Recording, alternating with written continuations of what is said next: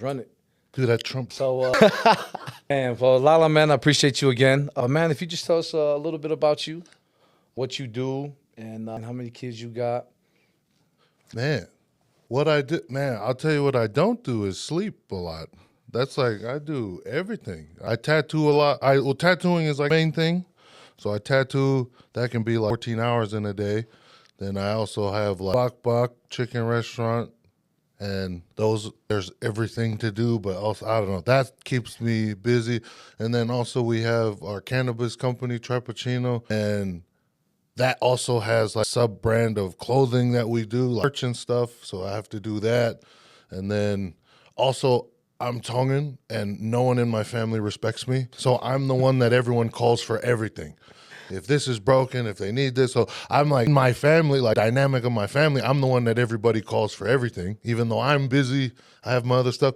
And then I have to like, I don't know if anybody knows me, I go everywhere with my kids. Like my kids, like, they see me do everything, they watch me do stuff. They go places that like, I feel like they don't allow kids, but because they're with me, everybody just gives them a pass. So they just let them go. But somehow I sprinkle all of that and some extra stuff, sometimes fun stuff, all in one day. But I don't know. There's a lot of things I do. So the man with many hats and talents. Man, Many hats, and I can't even wear one for real. Scared to wear a hat. Man, bro, I'll wear a give it to garbage you, bag. Man. And nothing. That's man. Not too many people can survive something like that. So with all of that, and where do you find time for yourself? Dude, I was just thinking about this the other day. I literally just thought about this because the only thing I can compromise in my life to make time for everything else is my time or my own sleep, my own health. That's the only thing I can compromise to make sure I have time for everything else. So like my own, me time, I don't know if that exists for me. But like, I don't know. Like I literally compromise things for myself and then I have to like sprinkle it and add it to the other things in my life. But one thing I did realize was that because I give more time to work or all these other things, I've made those things my me time. Or like find ways. You see me at the tattoo shop, I have to work. I take meetings while I'm tattooing. My friends come and hang out with me while I'm tattooing, Lazy Bone came and had multiple meetings with me over there because I couldn't leave. I figure out how to make all of my work and all my things that I have to spread myself thin across. I make that my personal time or my me time or like find my motivation. And even whatever I'm doing, it's never just that one sole thing I'm doing. I'm adding in my fun time, my social time, my whatever time. I have to pepper that into everything else I'm doing already because I don't have time for myself. And to me personally, it's like you ever hear people like, oh, I got to take a mental health day. Yeah. Oh, I got to take this. I'm like, I don't have that luxury. Too many people depend on me. I can't, you know what I mean? Other people's comfort is dependent on my discomfort. I got to make sure I'm uncomfortable all the time to make sure everyone else is good.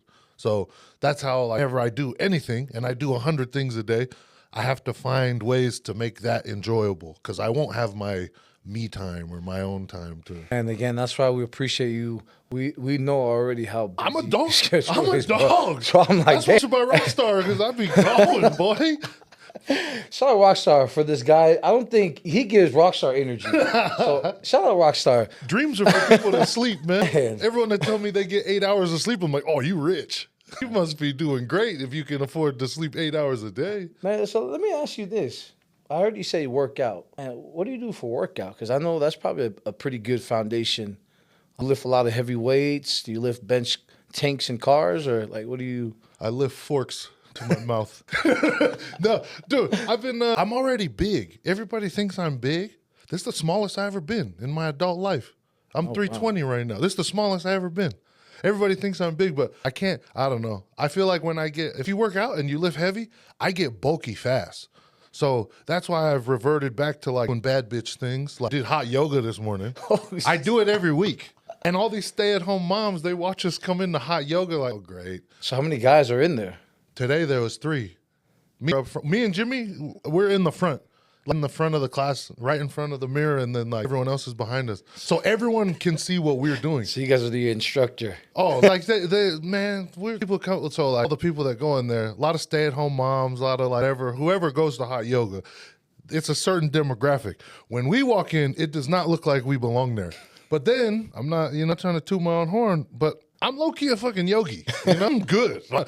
All these people is watching us, and I'm over here holding these crazy positions, and like I do this. Did hot yoga. I do all kind of stuff now, but I have to do something. I have to get some kind. So that's a little bit of a balance to kind of keep you grounded. Let off steam, stay healthy. I guess you can only get energy from you gotta create it somewhere. But I feel like when I work out and I'm active and I do stuff, it gives me more. It's weird, but it gives me more energy to do other things. To go get my ass whooped in the gym, whatever I'm doing, then it gives me more energy throughout the day.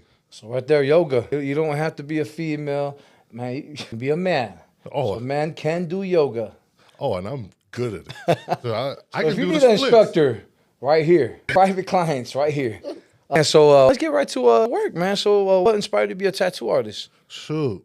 I used to, man, it's pretty crazy because grow up going to school and doing all this stuff. And the whole time you're growing up, you're going to school, you're learning all this stuff. You're learning how to be an employee or learning how to work for somebody. That's what they teach you, low key. I'm not trying to preach nothing, but I'm just saying they're trying to teach you in school and everything how to be a good employee. To report to someone. Yeah, like how to do a good job for somebody or whatever. And then when I was supposed to be doing school stuff, I would be drawing and doodling in my notebooks and all kind of stuff. It was always what my mind went to. Drawing. Just without even thinking, that's what I would do. And then as I got older, I felt that weird pressure of I have to figure out how to be a grown-up.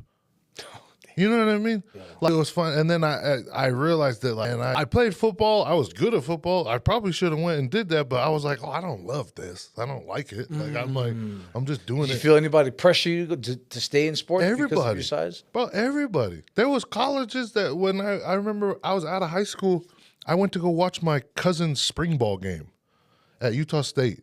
I just went to watch. And by now I'm like, I'm good on football. I'm like, I went to go watch, and then they recruited me.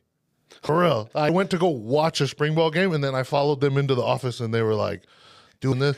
So I was like 21, I think. Oh, wow. So I'm out of high school a few years, and they're like, how much eligibility you got left? And I was like, all of it. I never went to college. No, and they eyes are like, what? You have all your eligibility?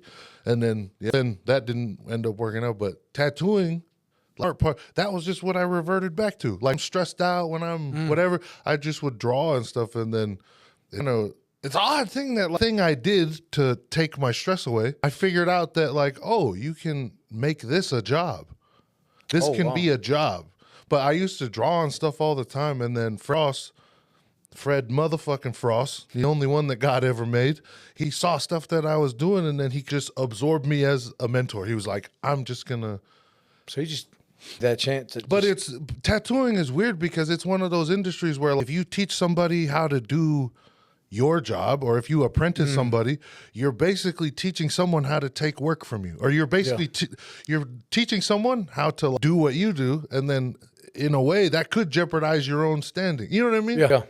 But he did that for me. You know what I mean? I don't know. He just saw something. He believed. That's hard to find in the Polynesian community. Yes, who wants to train somebody, and I'm going to show you how to do everything, and one day you could take food off of my plate.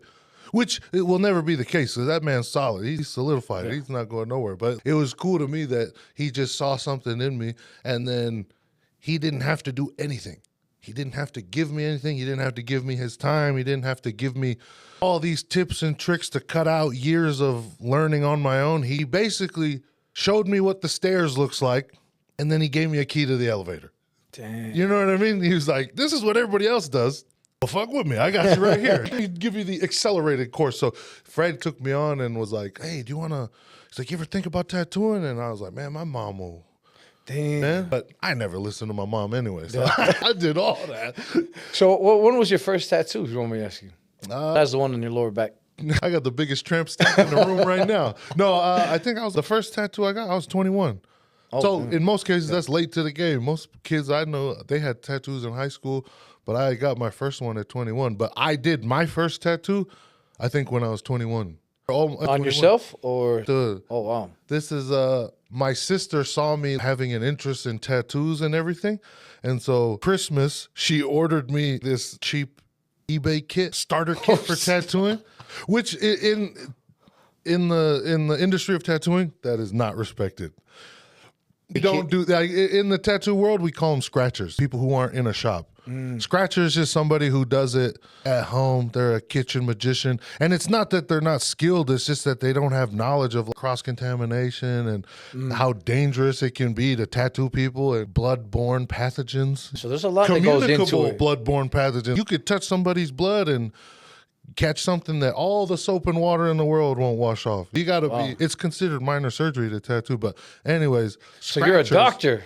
Low key. Okay. Well, I perform minor surgery. So my sister, she buys me this tattoo kit, and I'm a scratcher at home. But it was so funny because at the time she ordered it, it came straight from China. So she ordered it for me for Christmas, and I got it in February. And I did the first tattoo on myself, and it's actually, there's a tiny blue dot, right? I'm serious. There's a tiny blue dot. That's the first tattoo I ever did on myself. And then I did these ones on my legs and stuff too. But Oh, damn. yeah, right after. But I did this little, and it's blue. I don't know if you can you see that that's blue? I opened a blue ink cap thing, and then that's what I just Your put a first dot. tattoo was a dot. I tell people I did a picture of the globe scale, and I just little blue dot. Man, all right. Let's just right off the back with some of your work, if you don't mind, just one or two off of your leg, if there's any meaning to it or who did that. Oh, shoot, this one right here. I don't know if you guys know who this savage is. Everybody always asks me, oh, is that Da Vinci? Is that someone? Do you know who that is? That's Porter Rockwell. Do you know who Porter Rockwell is? The ninja assassin. Oh, man, the destroying angel, man. Back in the day, well, based on my religion, but back in the day, this great saint named Joseph Smith, he had a goon-ass bodyguard, and it was actually his neighborhood friend. He lived down the road from him. He grew up with him. But this crazy goon-ass dude named Porter Rockwell, he was like, Joseph was like, hey, my boy, I'm doing some great things. I'm in the restoration game, right? I need someone to watch my back. You know what I mean? Just help me out. Watch my back, keep me safe, because I'm in the restoration game right now. And the game I'm in, not a lot of people like it. People do things. There's a but bodyguard. Just come with me. Come keep me safe. And because he was a prophet, he actually gave him a calling. Oh, wow. I got set apart, everything. But he just as and they still do it now. The bodyguards for the prophet, it's a calling. Get the real. But so Porter Rockwell, he was set apart as just like a bodyguard, just to keep him safe. Because people was death threats, all kind of crazy stuff. And he's like, just keep me safe while I'm doing my work. And that's what he did. Yeah, that's a scary man, too. Oh, man, dude, he's a real savage. So in American history, U.S. history, this has nothing to do with the church. Yeah. U.S. history, the 5 biggest outlaws of his time, of his generation, he had more bodies than all 5 of them combined. Real savage, bro. Real savage. Now I see why. Joseph called him. He's like, "Hey man, slap him out." You know? But it was so this dude Porter Rockwell, uneducated, couldn't even read. By the time he had fulfilled his calling, he magnified his calling. He did everything he was supposed to.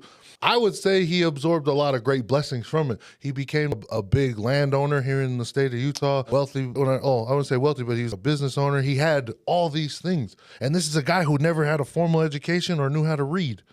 Man, so he was just loyal. We got streets named after him. We got all kind of like everything. But there was when he got set apart as basically a bodyguard to the prophet, he gave him the same blessing like Samson. As long as you don't cut your hair or shave your beard, no bullet will pierce you, no blade will cut you, no nothing. Oh, wow. See, Oh, it run deep. And then I looked into his family. That I think it was audio of them reading someone's journal. This is old, but they were talking about when they were like, when you pass away and they do your funeral service and everything, they have to dress you and do all this stuff. They said when they were preparing his body and dressing him, he didn't have a single scar on his body. He had holes in his clothes from gunshots, from stabs, from all kind of stuff. He had not a single imperfection on his body. But he had holes in his clothes. You know what I mean? From getting shot, getting stabbed, whatever. And like, yeah. But that's a long story for this tattoo. Basically, the whole point of it is that not everybody has to be a little goody-good church-going. Everybody's calling can be unique and specific. It's not one cookie-cutter thing of like, got to look like this, talk like this. You act like this. God needs your God relationship need everybody. only. Yeah, God yeah. need everybody. He need a whole array of things that can be done. But his was a very unique and specific calling. But it was a calling nonetheless. He did it, and so that's why I got this tattoo. Because So you got so yours have a meaning. Your tattoos. there's things that I'm interested in, and obviously I got my boy Vili, got that on me. I tattooed that on myself. Oh damn. When he passed, the day he passed away, I tattooed that on myself at work. It was rough. I hadn't tattooed myself in a long time. Like I started with the dot. Now, Now I'm doing my friends' faces on me and stuff. Dang. So from tattoo, and then what went from tattoo? What next preneur route did you jump into after tattooing? So a couple years into that, then it's funny that we were talking about our kids. So I have 3 kids, one of which is autistic. And when I was tattooing, for me, it was not good for everybody's busy. And like me, I was fortunate enough to like really busy.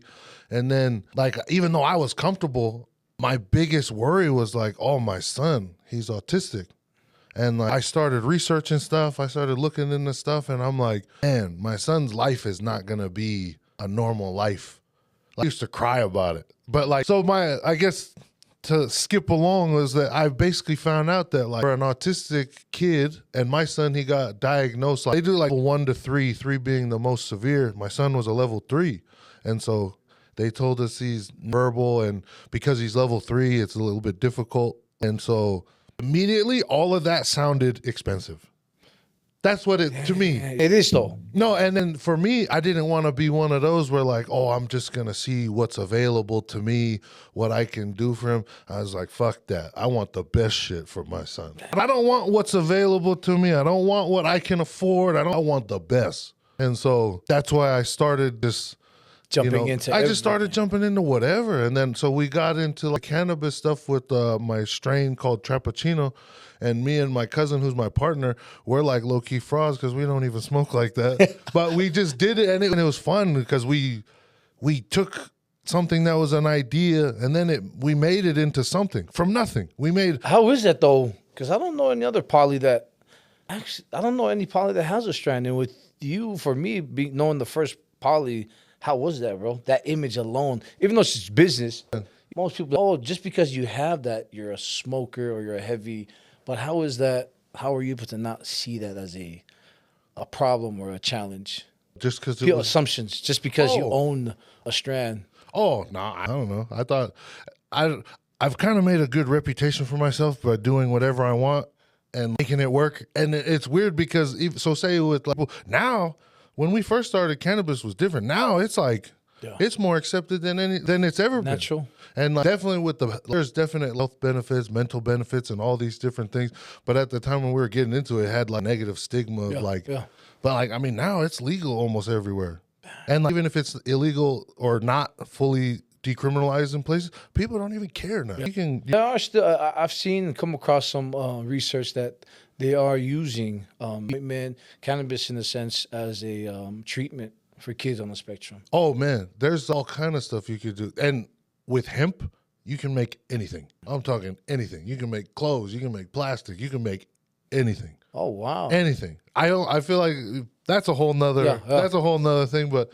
Yeah, when we got into it, there's other Polynesians that's into it, but then when we got into it, we jumped all the way in. And it was crazy for us because we're just regular dudes. So is it just cannabis, or is there anything else attached to the brand Trappuccino? That's all the clothing, obviously. And like we do, this is some new stuff right here. So anybody wants to purchase them. We have trapapparel21.com. That's the site. And like everything sells out fast. And then one time we sold out. Is that a new one? Yeah, so this is like new. This is like, we about to drop these next week, I think. Oh, and this is like heavy. This is all embroidered. This isn't like little copy and paste, stick this, stick that. These is all cut and sewn. So these is like I don't know fashion like that. My cousin who runs all the merch stuff, she knows what's brand and stuff. There's like a kind of like the vintage wash, oversized look. Like there's a bunch of, I don't know, fashion. I just wear it. We'll leave the link too for anyone wanting to purchase. So we do the clothing thing, we do the cannabis thing. But even getting into the cannabis industry, we were regular dudes. And then all of a sudden we're next to the biggest names in cannabis. which is wild because I was like, man, we're regular. We are not these guys. We was in the company we're a part of. We're in a dispensary, and then everyone else who owns strains, they're like rappers, they're celebrities, they're all these different people. I'm like, we're on the shelf next to these people. But it's because the person, our boy LB, he's over all of Jokes Up, the company that we're under. He's Tongan. Oh, wow. So there are polys. He's one of the creators of Runts, one of the arguably the biggest cannabis strain of our generation. Runts. He's Tongan. His other, Ray Bama, he's Fijian. And then the other dude, Nick, he was the grower, the cultivator and stuff. But Runts, one of the biggest names in cannabis, the strain and everything, 2 of them is Polynesian. Hey, you can do anything. You never know. Can do anything. And so from tattoo to Trappuccino, what was after that? What other adventure did you jump into? Yeah, so after Trappuccino, and then it did cool for us. And then it I don't know, it just gave me this weird inspiration. And I took my tattoo career, it got big and stuff, and I'm like, that was nothing. And then I made it into something. Oh, wow. And then I took the same recipe that I did with my tattoo stuff, and I did it with Trappuccino, and I'm like, now it's like a thing people like know about. And then, but I built something out of nothing. And so I was like, man, I might have like a little knack for this, right? So then a long time ago, I made a video and it went viral about me eating some chicken. Went viral. It was just, everybody always brings it up all the time because I was talking about. You weren't sponsored by them or nothing? You was just. No, I just went and ate there because I heard about it. And so some of the buddies that I would work out with at the gym, they were like, bro, we got to go get this place. It's called Bok Bok. I was like, what? He's like, Korean fried chicken, bro. Sexiest chicken you ever seen. And I was like, great, let's go. Where is it at? It was right outside the gym in the same parking lot. So we walk over there after we get done and we go and eat. And it's funny because these 2 dudes, they're entrepreneurs too. They got all kind of stuff going, and we went and ate over there. And then I loved it. Oh, wow. It was great. And then they had another location closer to me that was in Provo. And when I went and got the food and I ate, and then I just made some stupid video of me eating it in my car, and it blew up and went crazy. But that video propelled their business. Oh, wow. It low-key helped them grow because of this, and then because all of my clients for tattooing, they come from out of state. They're like, oh, I want to try it. So they help grow their business, their reputation and everything. And then, so fast forward a couple of years later, so now I've been tattooing and I have Trappuccino stuff going. And then my boy, Brian, he's the one who owns Bok Bok, now I have a relationship with him. By now I know him. He saw the video when it first happened and was like, bro, and I just met him. He was like, bro, thank you so much for that video. There's 10, 15, 20 people that come here every day. So was it only one location? They had 2, and then COVID shrunk them down to 1. And then he was just, he would come and stop by the shop, and he was talking to me. He's like, really trying to grow and scale Bok Bok, but we're looking at getting investors and stuff. And so if you know anybody, just because I know, I know, I feel like I've made all kind of people money just because I'm connecting the dots. Oh, I know somebody that does that. And I'm a tattoo artist, so I talk to everybody, bro. All over. I low-key have a Joe Rogan podcast every day I tattoo. I'm like low-key interviewing all my clients, and I learn everything. All this stuff I'm learning from my clients and everything. But he comes in, he's like, I'm looking for an investor, trying to scale right now. We want to do this and do this. And I'm like, oh, I can ask around some of my friends that got some money, they're wealthy people that'll throw some money at you. And then he's like, all right, cool. And I was like, well, what are you looking for? And then he said, oh, I'm looking for this, and gave me a ballpark number. And I was like, and I was like, man, I think I got an investor for you. He's like, really? Who? And I was like, this guy with 2 thumbs right here. And then, so then that's how that one started. And then because I'm not a real grown up, my boy Tolu, I'm like the emotion and like the ideas. Yeah. And then he comes in and like humbles me with like reality and numbers and like what things really, like what it takes to really do stuff. And so me and him, we had done the Amazon store thing. We bought Amazon stores. Oh, wow. And then that didn't work out. And then the money we put in for our Amazon stores, we got it all back. So now we're sitting with a bunch of money, and I was like, hey, bro, let's live dangerous.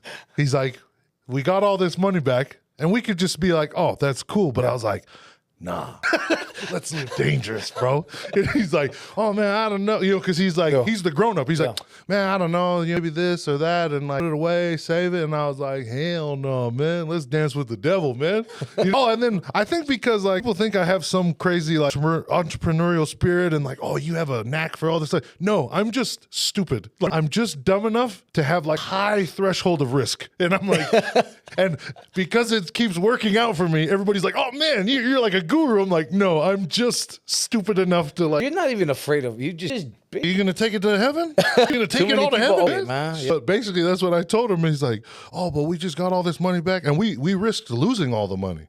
Oh, wow. So the fact that we got it back was like blessing. We're like, oh man, thank goodness we didn't lose our ass on this. And I'm like, it's a sign, bro.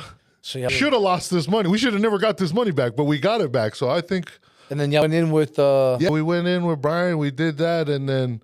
Obviously, he already had a plan. He already had things in motion. And then just with me and him jumping on and along with like our own network and like just what we brought to the table, along with what he already had going, it helped him. And it's just been like, it propelled him. So now there's 3 locations and there's supposed to be 2 more. I thought we'd have the other 2 by the end of the year, but it's already November So now. where's the bok bok for those that want to taste this recipe of you guys? If you want to eat some sexy ass chicken, you can go to our location in Provo, right by BYU. There's one now in Riverton at I forget what that plaza is called. Is that in Orem? It's like movie theater. I forget what it's called. Google it up. Oh, Riverton, downtown Salt Lake and Woodbine Food Hall. That's the other one.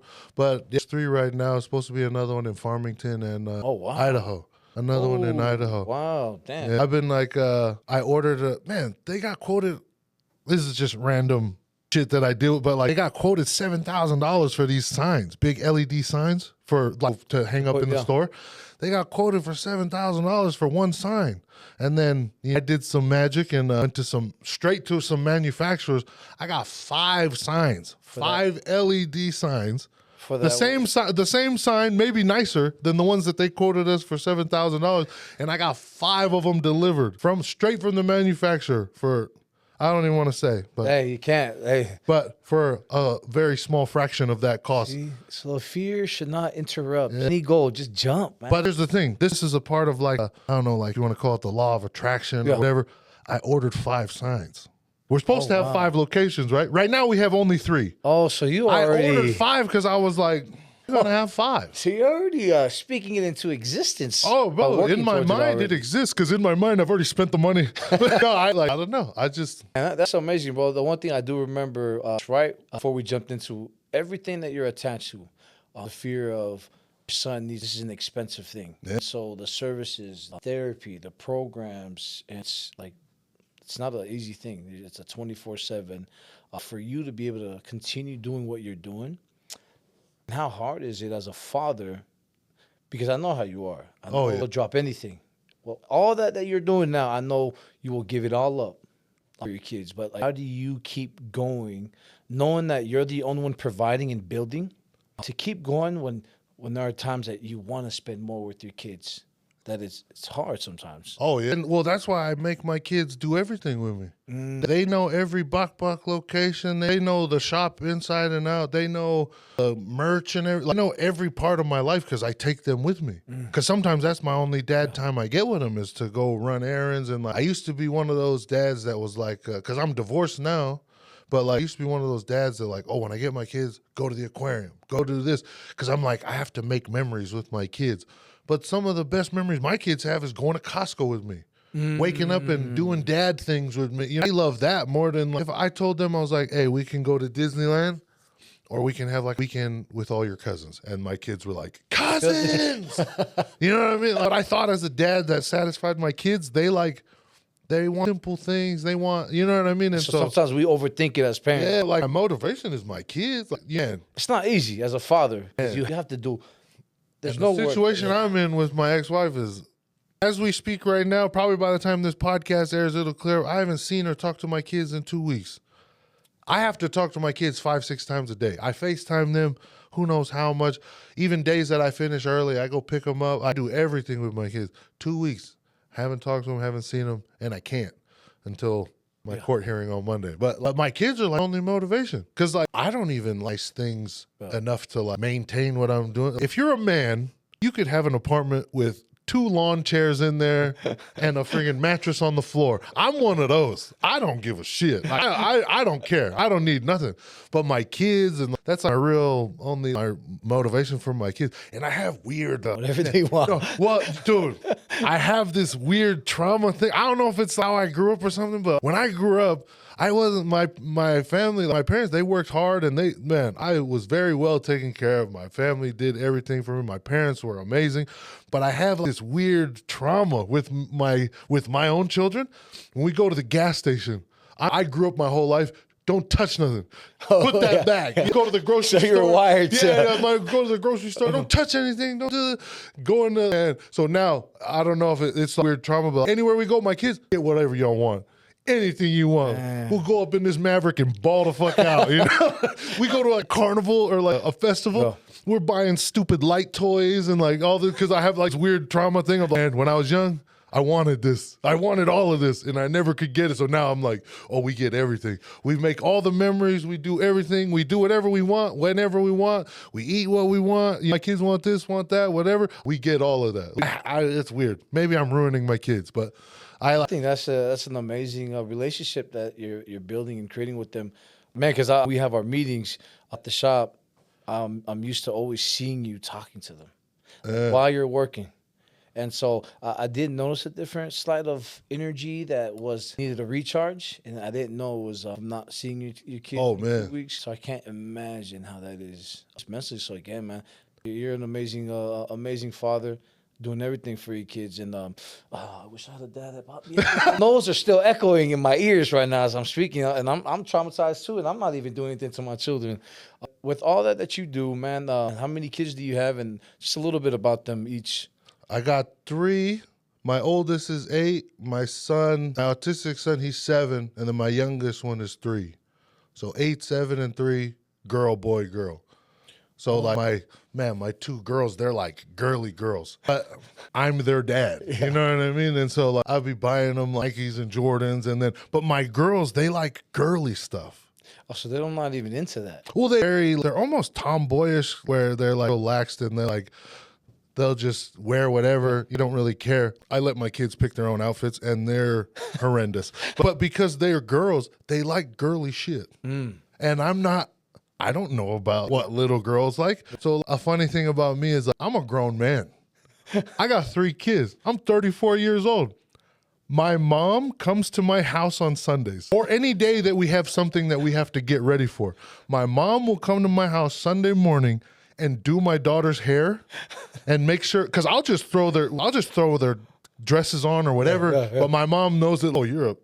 And you don't give a shit. So my mom dolls them up and gets them over, and then my girls are like dancing in the hallway, swinging their dress around, and they like my mom and like my sister, and they come and help me do all the girly stuff. But my mom's compensated. I take good care of her. She's fine. But like my mom, she does all the dolling up and getting them all ready and doing stuff so that they don't look like me when they go to church or when we go to something nice.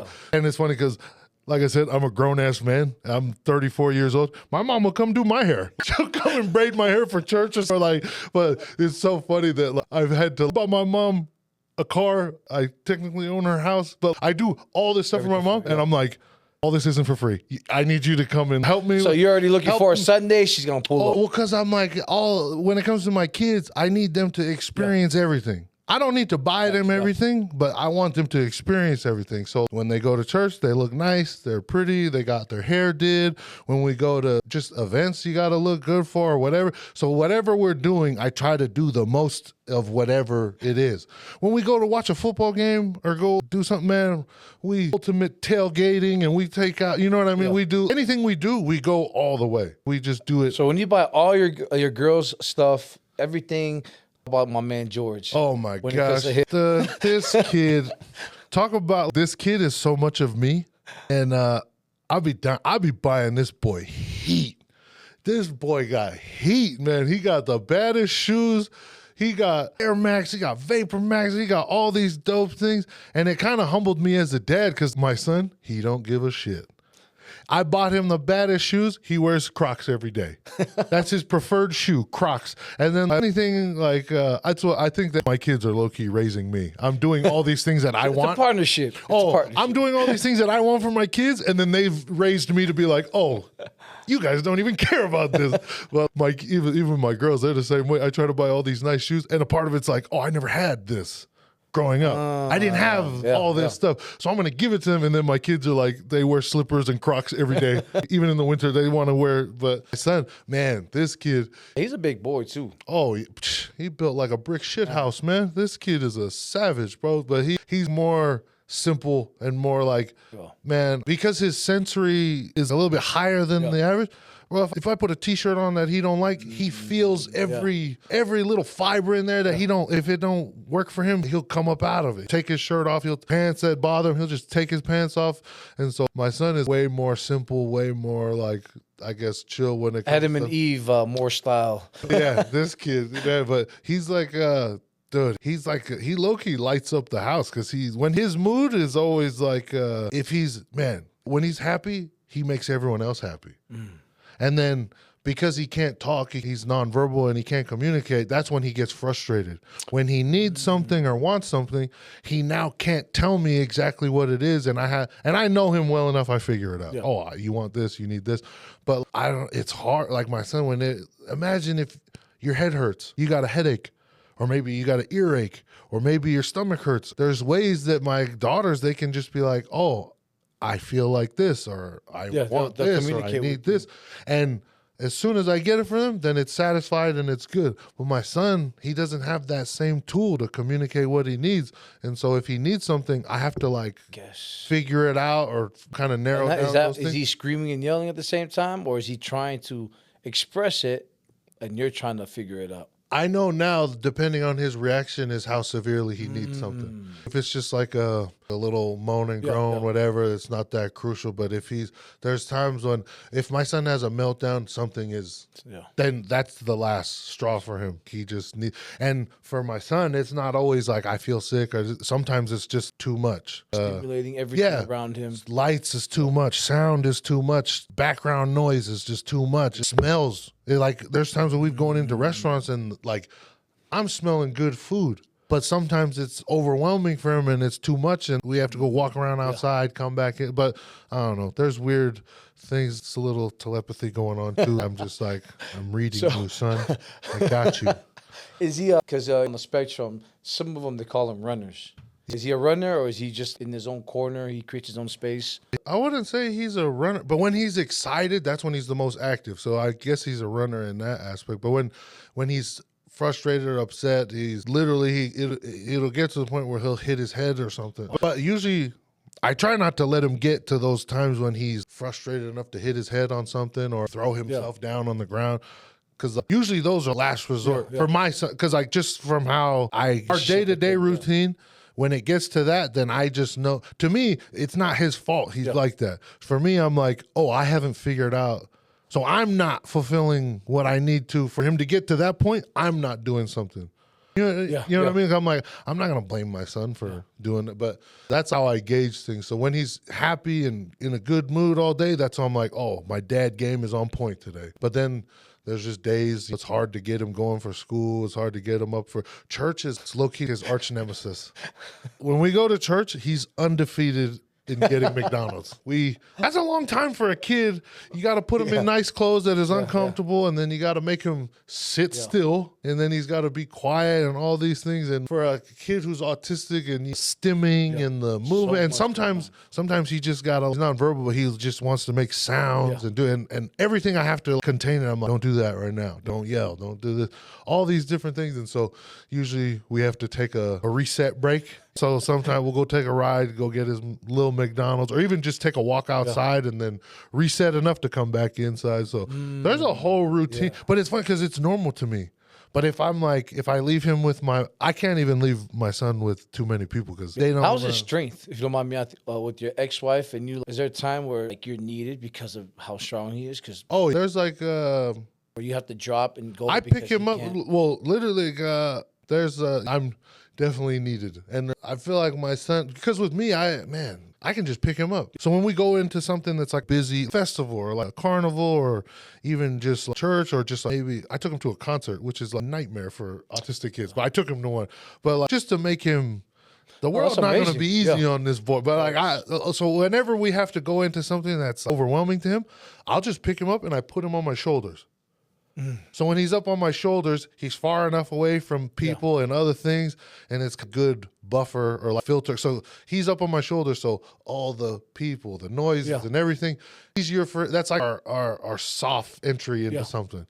And then once he gets a little bit more comfortable, then I start to bring him down, and then eventually he'll just like be comfortable. But I have to but my son is big. Not everybody, like his mom can't even pick him up most times or carry him like I do because I'm just bigger. So like sometimes when he's just crying or sad or just not in a good mood, I'm carrying this big ass kid, and everybody's like, "You just carry him?" I'll carry him like a baby, but because I'm big, I can physically. It takes a lot of strength because they have a different strength, man. Oh, yeah, he got a hidden level strength. And that's why it's like strength and speed, agility, everything. I'm like, oh, bro, this is the most athletic kid I've ever known. I'm saying that like not on his truth. This is the most athletic kid I've ever met. He has, bro. There's a half wall in his grandma's house. It's just one of those partition walls. It's 4 inches wide. He's standing up there, walking back and forth, turning around, drinking like his little Capri Sun. And like, I'm talking like he's walking, just towing back and forth on a 4-inch wide. Oh, wow. Like, that's how wide it is. And he's 3 feet off the ground. And he's just walking back and forth. He's spinning around, going each direction one way or the other. And I'm like, he never falls. And I'm one of those dads that's like, go up there and fall, so I don't ever have to tell you again. Learn on your own. He's got crazy agility, crazy speed, the most athletic kid I've ever seen. But he just doesn't have the attention and discipline for like sports. Yeah. But I was like, man, if my son plays sports, he would run all over y'all. Like, he would, any sport, he would friggin' eat your kid's lunch, bro. My son is, he's a real savage. Man, what I like about what you do, and I've seen it in some of your social media, is that you don't allow him or the spectrum to limit his being exposed to society itself. So you normalize it in ways of like allowing him to be exposed and understand boundaries so you can better restructure the next time. So most parents, they keep them behind closed door because of some of them, they respect. It's hard to take because it's like if you have an autistic kid, he can change your plans. You can get. There's been times when like does that mess up you guys sometimes? Oh, I make him thug it out. Last times when I remember when he was younger, especially when he's with his mom, they'll like get all dressed up, they'll get ready to go do something. But if he's not in that mood, it forces everyone. I guess we got to stay home now because brother don't want to go, and then. You remember my daughters would say like, they were sad because they wanted to go to this thing, but George didn't want to go, so then they ended up staying home.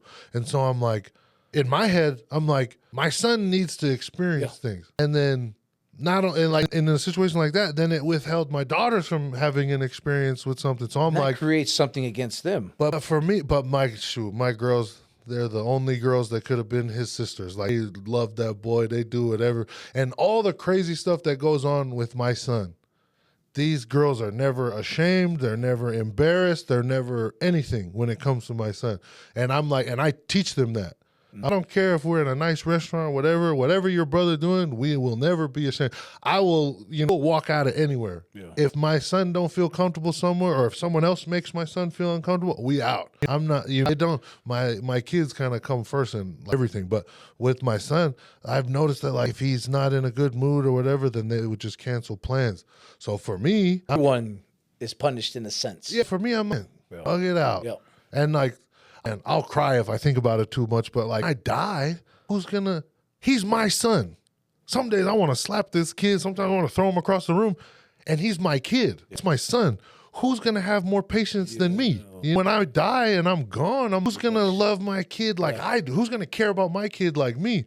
So the only thing I can combat that with is like, we got to thug it out, son. You're going to have to experience stuff. And it's crazy because like I just make, the easiest way I can ease him into anything, I'll do it. But I'm like, son, you're going to experience things. We're going to do things. There's been times when he's had meltdowns and stuff with his mom, and his mom will just let him sit in the car while they're doing something else. And I'm like, no, let him experience stuff, even though it's hard. And what's crazy is that everybody know my son. Yeah. My two daughters are like Miss Aloha and like they're social. Everyone loves them. But it's crazy that my son is gaining more popularity because everyone knows he's autistic. And other people had to learn how to deal with autistic kids so they can be better around my son. Like other people, you know what I mean? People that don't even have autistic kids or anything, but I bring my son everywhere and I expose him to everything and let him experience everything.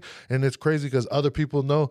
We'll show up to other people's houses and they got little toys and snacks and things that they know my son likes. Or if we're at because they know that you. Oh, everybody knows. Like, will come up to me if we're at like random thing and be like, oh, does George need this? Man, we went to a concert. They gave me a green room just for my son. Or like they gave me a green room that everyone was in there, but he was like, if it's too much out there in the concert, just come backstage and bring him and let him come set. And then we did. And like we were at a concert, we had a good time. He got to see it. We actually had to go out and sit in my truck and eat Pop-Tarts and watch a movie on the iPad. And then we went back in. But I think shout out to George because he's the first. He went to the concert before me. Ever been to one ever? That's so amazing because just from outside, there's. Not that it matters, but it's so real. But there's a lot of judgmental, right? Yeah. It's not judgmental. Some people it's fear because they just don't know. When you in the grocery store and you just don't know. I don't think it's because they'll see, for example, your child is having a meltdown and you're allowing him to be exposed, and that's just him trying to adapt. And then others will think that, man, you're not. What are you doing? You're not. And then they'll make that assumption. And most moms, they feel that. And that's what eliminates them from taking the kids out. But like with I guess there's not. I guess there's judgment if they think he's a regular kid. Yeah. They're like, man, what kind of kid does that? And then once people understand, like, he's autistic, and I'm like, when you have autism, and I'm only assuming, but like a normal day in any experience you have, a normal day that could be like in that kid to a haunted house. Just sounds, lights, smells, all these different things that don't faze us at all. It could be so overwhelming for that kid that it's like much for them.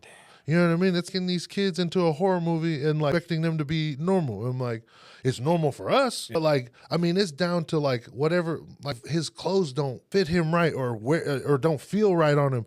It'll drive him crazy. You know what I mean? Just different sensory stuff. But I feel like once you know that, like, if you look at my son, he's having a little meltdown or whatever. If you think he's a regular kid, if you just think that, like, what kind of kid is doing that and his dad's not, I'm like, but then when you understand, like, he's autistic and he's experiencing something that none of us are, we don't understand what they deal with. But then once they know that, then it's like, oh, man, I understand. You know what I mean? I get it now. But so you allow him to advocate for himself, basically. So he represents himself. That's my man. Little G Money. Little Glock 17, man.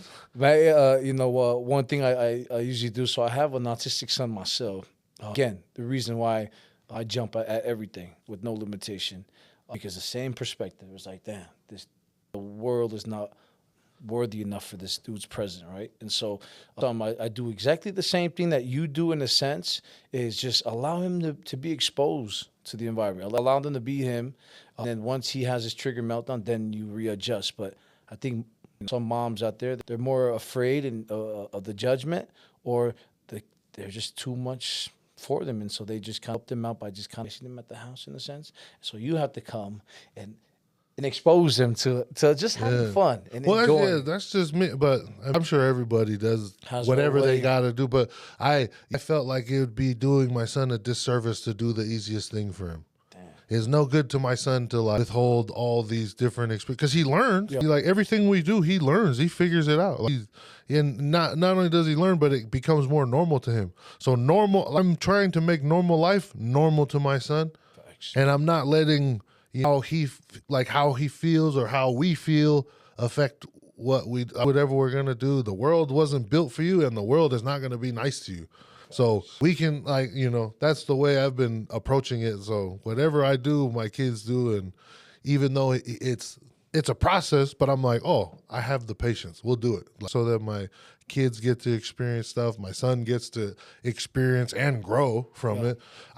There's so much growth there too, and people don't understand and realize. Oh man, this kid, he's learned so much stuff.